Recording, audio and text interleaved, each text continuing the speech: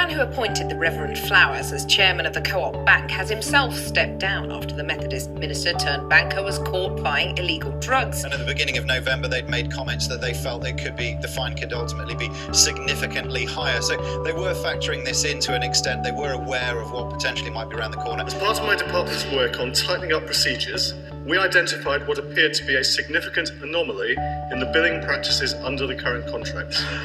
It appeared that we were being charged in ways not justified by the contracts and for people who were not in fact being monitored. I'm Nick Robeson, Chief Executive of Hemming Robeson. I'm delighted to be joined by Ian Muir from Keeldip Associates. New research by Ian Muir has shown how chairmen are taking ethical risk much more seriously.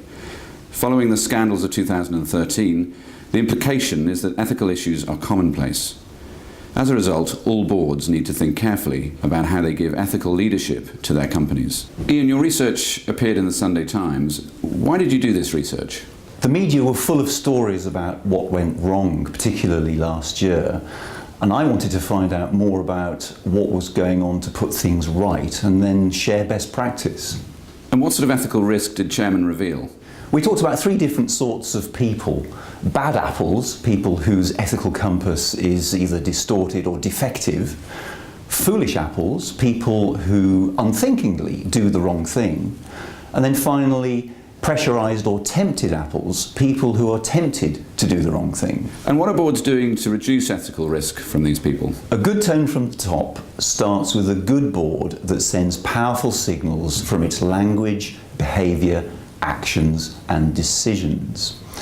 It's also very important that we have great governance, and that is so much more than just box ticking. It's about real follow-up. And of course, boards need to be very mindful of the risks of weak governance, such as a failure to tackle difficult issues, a lack of transparency, or even adversarial relationships. But there are other things that boards can do to reduce the number of ethical problems. They can run risk assessments to determine where poor ethics could do most damage. They can spend time with executives informally in order to walk the talk and understand capabilities of the management. They can run employee surveys that focus on ethics. They can improve recruitment processes and run greater due diligence to check people's ethical compass. They can review incentive plans to make sure they don't put people under excessive pressure that then causes them to go astray and do the wrong thing. And finally, they can run independent ethics audits to get an impartial, independent view of risk. Your research has led to a 7-step model on reducing ethical risk. Can you tell us about this? Well, it all starts with a great person in the chair who can appoint and lead a strong board. Then it's important for the directors to show an absolute commitment to high standards.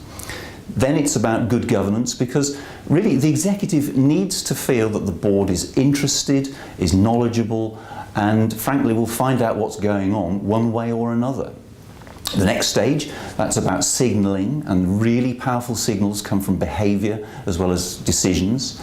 And then the final three attributes are about actions to reduce the number of bad apples, so due diligence and better assessment and recruitment process, reduce the number of foolish apples, education, training, governance, and reduce the number of tempted apples.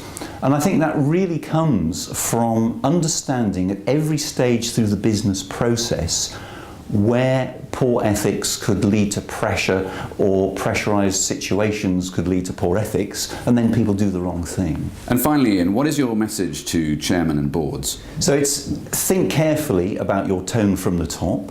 Use that as part of a systematic approach to contain and reduce ethical risk.